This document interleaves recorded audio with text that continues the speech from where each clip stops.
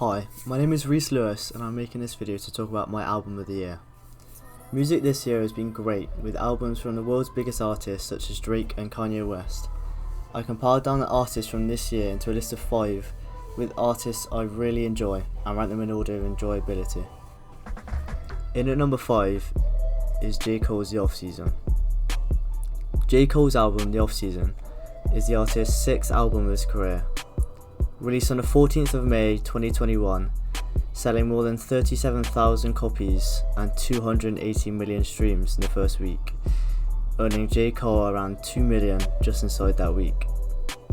In comparison with his previous albums, J. Cole seems to have toned down his music. For me, the album was great on the first listen, with tracks like My Life, Pride is the Devil and Interlude standing out. Pride is the Devil had a familiar beat, sampling it from Aminé's song Can't Decide, released last year. This track saw Lil Baby shine, as he has done so often this year with his collabs with Drake and Kanye. As good as Lil Baby is on the track, his and J. Cole's lyrics don't exactly coincide with each other, with J. Cole opening up and rapping more thoughtful lyrics, and Lil Baby being a lot less thoughtful.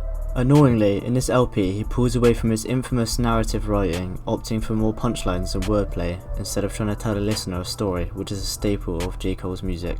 Although he's missing all of this, it does sound like he's having a lot more fun making music compared to previous albums. Songs such as Applying Pressure feel really tense and forced with a horrible beat, making it hard to listen to.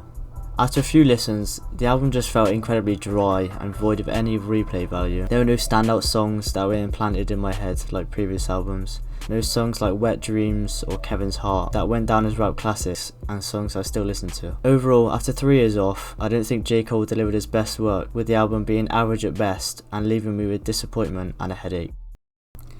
In at number 4, I have Kanye West's Donda.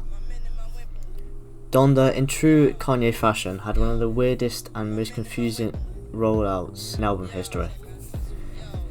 Kanye had 4 listening parties in which he played songs from the album to a live crowd in the Mercedes-Benz Arena. Every listening party he did, Kanye would change bits from the songs he had previously played and showed the public new ones, and finally set a date for the album. On the 7th of August, the day the album was meant to drop, in typical Kanye fashion, the album was delayed, with him saying that it wasn't ready to be put out yet, making him set up a studio in the Mercedes-Benz Arena to try and finish the album as quickly as possible. The album finally dropped on the 29th of August with a total of 27 songs. For me, this is the first red flag. So many of the songs really didn't need to be on the LP and dragged it on and unnecessarily long, with random part 2s of songs which no one really asked for. Another problem I had with the LP was how the songs seemed to be in a random order with little to no story behind it, which is very unlike Kanye. Donda is an album where the highs are high but the lows are really low. Standout songs like Hurricane, Believe What I Say, Jail and Moon really hit well, with features from huge names such as Jay-Z and The Weeknd. But for me, it didn't reach peak Kanye levels. The man is a musical genius, but in the past 4 years, his music has no connective tissue, creating this sort of data dump. Even though Donda has many issues that at times are hard to look past, Kanye has created select songs within this album that have really good replay value. The other songs, sadly, will rot with the whole Jesus is King album.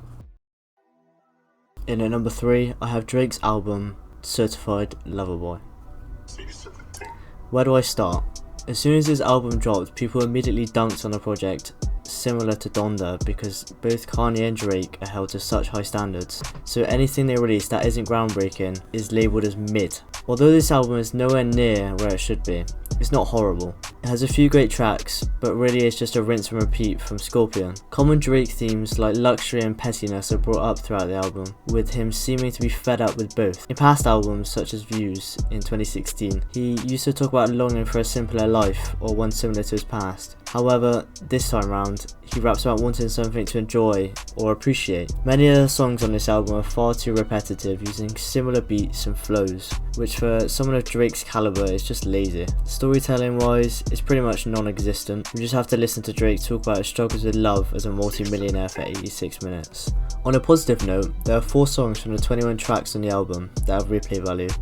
TSU, the best from this select few, has a regrettable orchestral sample from R. Kelly's Half on a Baby. But apart from that, the song has good flow and decent lyrics that talk through the changes that he and this girl have experienced. CLB was probably the most average album on this list. It wasn't completely horrible, but it wasn't groundbreaking. The lyricism throughout was extremely questionable and was seen most predominantly on the song Girls Want Girls, where Drake raps, "Yeah, say that you a lesbian, girl, me too." The lyrics speak for themselves. Much like Donda, it could have and should have been better.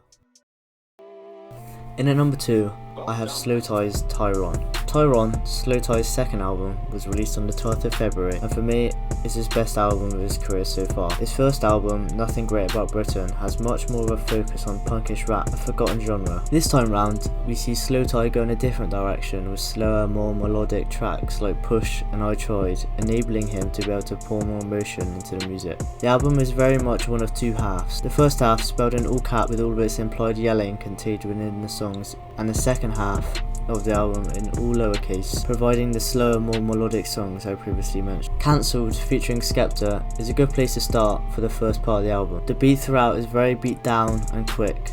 There is also a Chinese samurai-esque undertone during the first part of the song. After Skepta's first verse, the beat switches, ditching the Chinese undertone to bring through the drums. Slow Tie introduces himself to the song, injecting some humour into the song with tongue-in-cheek rhyming, with very much contrasting Skepta's boastful, rigid chorus. This injection of humour into bassy songs is an attribute Slow Tie has always had and really helped him get noticed. The LP very much carried this vibe up until Play With Fire, where it pretty much flips on its head, slowing down massively, enabling him to pull the needle of humour out from the listener's arm, only to re-inject us with doubt and frustration. Songs like I Tried and Push see Slow Tie bring through that emotion from his earlier life with lyrics such as describing the hardship he had to endure whilst growing up with a single mother on a council estate. Overall, for me, this album was great, with the storytelling being the key to the lot for me. With it being split into two halves, it gave space for Slow Tie to mess around in the first half but turn it down in the second half. All these contributing factors is why it's in my top 2.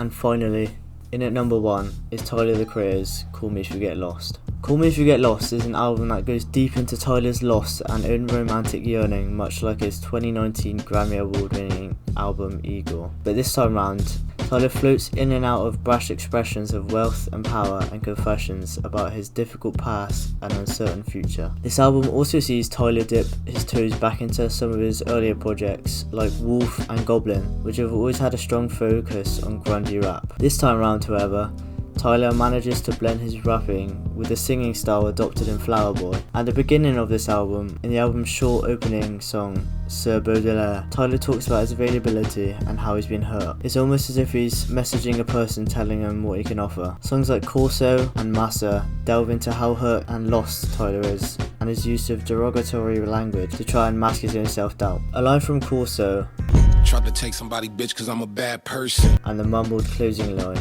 "I don't even like using the word bitch, it just sounded cool," completely juxtapose each other, clearly relaying to the listeners that Tyler doesn't know what he wants. It's not up until the 10th song in the album, titled Sweet I Thought You Wanted to Dance, do we finally have Tyler open up in a 10-minute, 2-part song where he starts to ask the questions, what's best for us and why am I here? He still bounces between his intimacy and bravado side. That was the key theme at the start of the album. From this song onwards, the juxtapositions become more apparent, with the penultimate track, Wilshire, becoming Tyler's confession. Call Me If You Get Lost is easily album of the year for me. The storytelling is a chef's kiss and lets us delve into Tyler's personal issues and see him find himself. The tracks themselves are unskippable. Every song went straight into my playlist, with me constantly replaying these songs on any occasion. In a year where legends of the rap game have all dropped albums, Tyler shows why he's the next generation of music and isn't here to mess around. To get a wider perspective on other people's views on albums this year, I asked my friends what their album of the year was and why. Matt, what's your album of the year? Probably Call Me If You Get Lost by Tyler the Creator. And why?